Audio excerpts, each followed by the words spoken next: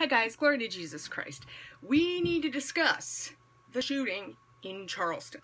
Okay, now in case you live under a bigger rock than I do, 2 nights ago there was a 21-year-old young man who walked into a African Methodist Episcopal church in Charleston, South Carolina.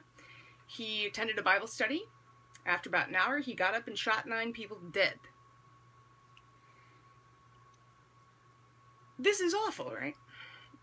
And I have a personal connection. It's tenuous, but it is a personal connection because I used to spend my summers in Charleston. And this church is on Calhoun Street, which is kind of one of the main drags. So I would pass it every day on my way to the theater where I was performing. So I know precisely where this church is. 2 things. Maybe only one. I want to talk about forgiveness, right? Every time there's a big tragedy like this, I have to go on YouTube and talk about forgiveness. Especially because this crime happened in a church. So this gives us a wonderful chance to say, okay, you guys are calling yourself Christians, let's see how you respond to this, right? Well, I'm grateful and very, very joyous, very joyful to report to you that these church people are acting like it. And they are living the gospel. Listen to this. Today, this is Friday, so 2 days afterwards, today, the suspect appeared in court via a video link for a preliminary hearing, and some of the victims' families confronted him. I won't read everything because you can read for yourselves, hopefully. But listen to this. This is just from one of the people who spoke. I acknowledge that I am very angry. But one thing that DePayne, that's the victim, one thing that DePayne always enjoined in our family is that she taught me that we are the family that love built. We have no room for hating, so we have to forgive. I pray God on your soul. That's a good response. You know, there's an anger that leads to life and an anger that leads to death. This is righteous anger. It's proper to be angry at sin. Notice she's saying, yeah, I'm angry that you did this, but I don't hate you. God will reward her for that. Let's take another look. Here's another quote. I love these people. I forgive you. You took something very precious from me. I will never talk to her again. I will never ever hold her again, but I forgive you, and may God have mercy on your soul. I love it. It takes a very humble, mature, self-controlled person to be able to do that. So I wish I could hug them because they're getting it right. Now, the bigger issue here is the fact that there's already been backlash. People criticizing these surviving victims and the families of the people who perished, who were murdered. There's already been people who are starting to criticize them for this. Criticize them because their reaction wasn't somehow strong enough. That means it wasn't hateful enough. You know, that's what it really means. And this happens every time. Do you remember when that, there was a crazed gunman who walked into an Amish school and mowed down a bunch of children and their teacher, and the Amish forgave him, and of course there was an uproar kind of on both sides of that issue. That's going to happen here too. So my goal in making this video is not so much to talk specifically about this shooting, but to talk about the phenomenon of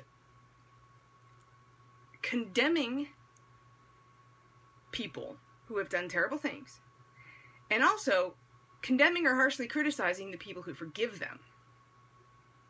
Right? 2 or 3 videos ago, I made a video about the Duggars, right? The whole Josh Duggar molestation scandal. And I was talking about victimhood and bitterness and how they're both choices. If you haven't seen it, I think it's 2 videos ago. So with the Duggars, people were getting angry with Jill and Jessa, 2 of the victims, who were saying that they forgave their brother, that he'd made mistakes, he'd gone down a wrong path, but then he'd gotten back on the right path. Now, of course, people are going to criticize these people for forgiving this murderer. Now, those two crimes are different, but they are both crimes, they are both sins. So this is important. There are few things that make me angrier than a victim advocate, self-proclaimed or not, who criticizes a victim for the way they heal. When you are a victim of a crime, and I'm not talking about developing this kind of institutionalized victim mentality, I'm talking about the reality of if you have a crime perpetrated against you or your loved one. Therefore, technically, for that moment in time, yes, you are a victim. One of the factors that unites victims of all crimes is the fact that for however brief a moment, their autonomy was ripped away from them, their authority over their own lives. Control is, of course, ultimately an illusion in many respects. But we do have this God-given right to make our own choices, and there are consequences for those choices, but we do have the right to make those choices. So it really burns my biscuits. Does anyone ever say that? I guess I just did. Really burns my biscuits. For someone who calls himself a victim advocate to say, you victim do not know as well as I do how you should feel, how you should react.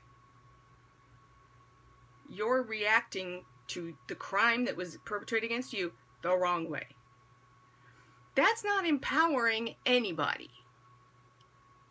That's trying to bend people to your will. That's being a control freak. It's throwing a tantrum like a 2-year-old. If you really want to help people heal, you want to help victims,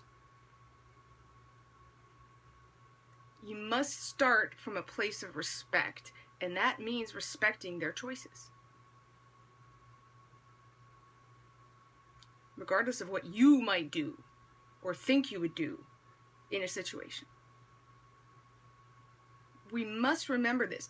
This is otherwise lazy thinking, and in America we love lazy thinking. But I hate it, and this is my YouTube channel. So we don't do lazy thinking here. So,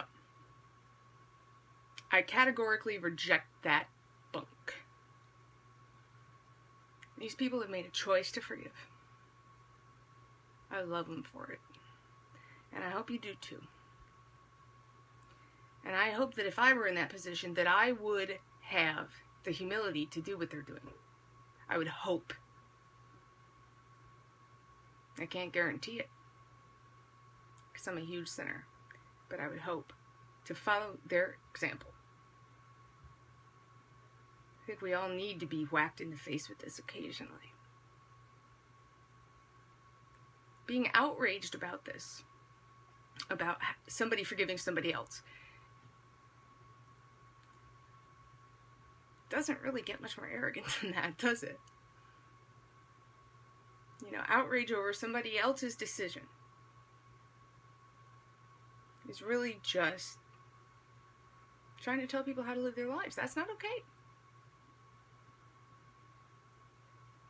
So if you really care about these victims, if you really care about these crimes, you really want to help people heal, you want to help them and support them as they move forward, you will respect their path that they choose. You might make alternative options known to them respectfully, but ultimately it's up to them, it's not up to you. You can't simultaneously empower someone and control them. That's really what it comes down to. I'm going to stop rambling now. God bless you all. Thank you for watching. Please click the subscribe button if you haven't already. And be assured of my prayers. I need yours. And I hope to see you in my next video. Okay. Good night. God bless.